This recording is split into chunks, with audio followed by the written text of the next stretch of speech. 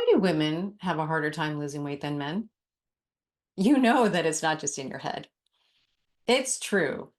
It really is. There was a meta-analysis done of 58 studies, and 10 out of those 58 that were ranging from just diet to diet and exercise showed that men in 10 of these studies lost more weight than the women doing the same thing.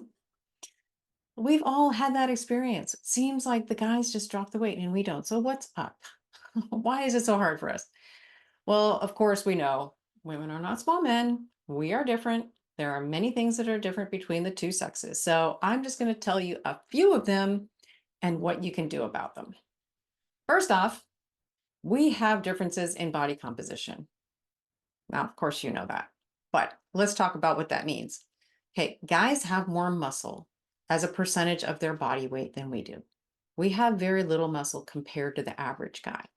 So muscle is the part that burns calories when you're doing nothing. Burns calories when you're sitting around, burns calories when you're sleeping. So your basal metabolic rate is set by a lot of factors, including your muscle. Okay. Other things going too, but your muscle is a big factor in that. Guys are burning at a very high rate compared to you. So what do you think might help you to get a higher basal metabolic rate? Well, certainly don't lose any more muscle and work to gain muscle so that you can get higher basal metabolic rate and you can burn more calories 24/7 doing nothing, just being who you are. Number two, women have a higher rate of diseases that are associated with weight gain. For example, 5 to 8 times a greater rate of hypothyroidism. And of course, we know that's associated with fatigue and weight gain. And the same with PCOS, polycystic ovarian syndrome. A lot of fatigue, a lot of weight gain, a lot of disruption in hormones. That puts us at a disadvantage in trying to keep the weight off. So just more susceptible to those diseases. Number three, and this is kind of a strange one. I don't know that you know this, but women have stronger cravings and appetite signals than men do. It's bizarre. But this one study it's kind of old, it's 2009, but it showed that when they looked at brains of women and men separately, and they said, hey, think about something like pizza and cake, and they gave them the smells, and they saw the craving centers light up and the appetite centers. And then they said to the women and the men, suppress those cravings, suppress that appetite. And the men were able to suppress it to the point where their brain scans looked different, but the women couldn't. Now, who knows why that is? I have no idea, but that's what the data showed. So we actually have to fight cravings a bit harder than the guys do. Number four, obviously, women get pregnant and men don't. And pregnancy is a dangerous time of sorts for setting you up for future problems with weight. Now, about half of women who get pregnant gain too much weight during the pregnancy and keep it on for at least a year afterward. And if that is the case, then something to do with hormonal regulation. It may be the prolactin, it may be some other things too. It's not quite clear, but that extra weight held on for another year predicts way down the road having trouble with weight. Like it extends out to at least 21 years. They've studied it out to 21 years that an excess weight gain during pregnancy and the year afterward, keeping that weight on causes problems decades later. So I know you're probably past your childbearing age, but if you have younger, maybe daughters or younger friends or colleagues somewhere, let them know, be really careful because this is an important time for you for setting up for future weight problems or lack thereof. So, thinking about this is all hormonal, right? And hormones, we think of sex hormones. We think of estrogen and progesterone and testosterone, but there are many hormones in your body, many, many, many hormones that influence your metabolism. And where do they start? They start in your brain. The hypothalamus, the pituitary gland, these are control mechanisms that send the signals down to the organs to release these hormones and have them become activated. So we need to pay attention to how everything works, not just in the body here, but the brain. And it's all connected. So everything that I'm going to tell you works in both places. The body and the brain are all one. So what can you do to balance these hormones out, to have everything work right? It's the same stuff we always talk about. It's the food choices. It's whether you drink too much alcohol. It's being too stressed out. It's not getting enough exercise. It's all the lifestyle stuff.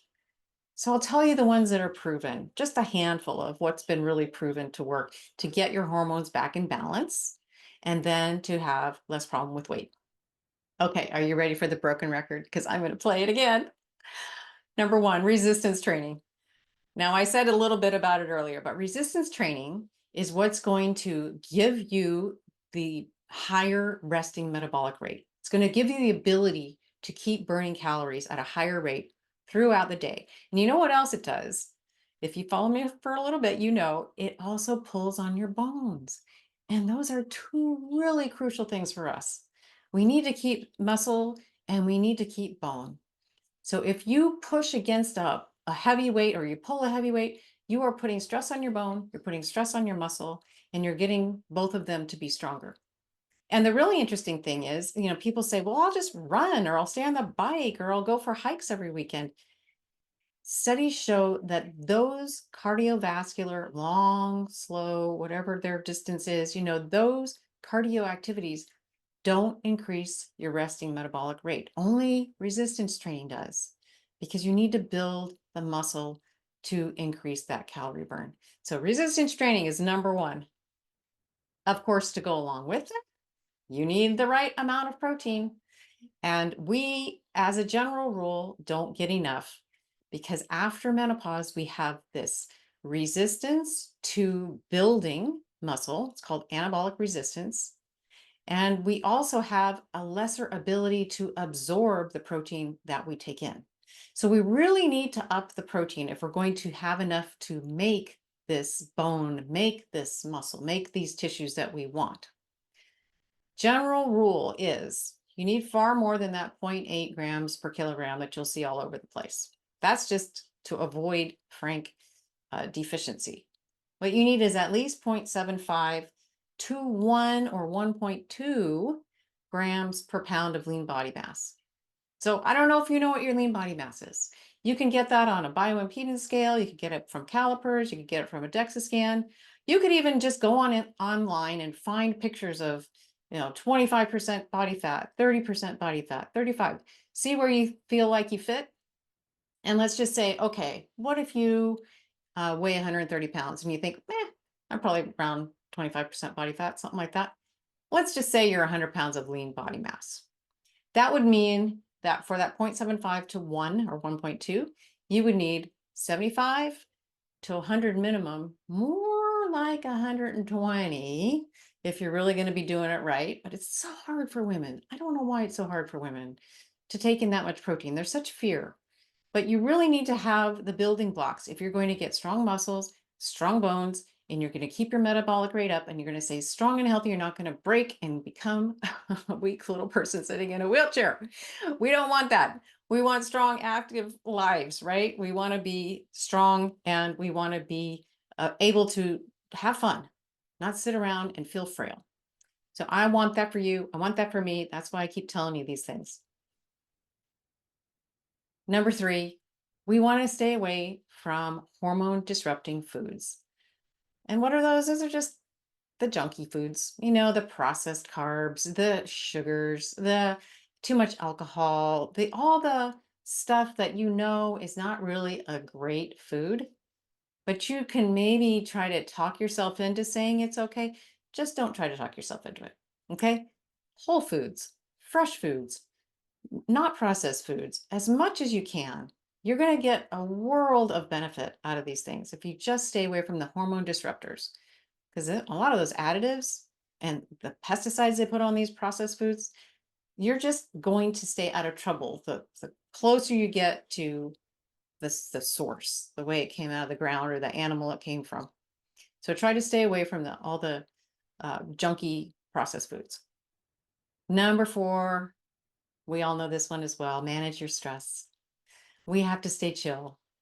It's been shown when you have a better control of your stress level, your cortisol goes down, you have less inclination to put on belly fat. It's just the way it goes. So whatever your game is that you like, you can meditate, you can pray, you can do self-hypnosis, you can do progressive muscle relaxation, you can go out for a walk, you can cuddle your animal, you can do anything that makes you just chill out because that's what we want. We want you to chill out and feel calm. And that will help to get your cortisol down and decrease the ability or the signal for your body to store belly fat. Last, but certainly not least, if you have problems doing this by yourself, get help. Get into a group, go one on one with a trainer or nutritionist or someone who understands how all this works. Someone who understands a woman who has passed midlife, who has passed the 30 something year old hormone profile and is now in the perimenopause, menopause hormone profile, who really needs to do things differently, who is not a man. Okay. We are different from men. We are different from 35-year-old women. We have our own ways that we need to take care of ourselves to be the strongest, the happiest, the most active, and the most joyful people we can be. So stay with whoever it is that can help you do these things. If you learned anything from this video, please give it a thumbs up. Share it with your girlfriends, share it with your husbands, share it with their boyfriends, whoever, because we all need to start to understand how we need to be different so that we can age as well as possible. So again, thanks for your time. I appreciate you, and I'll see you again soon.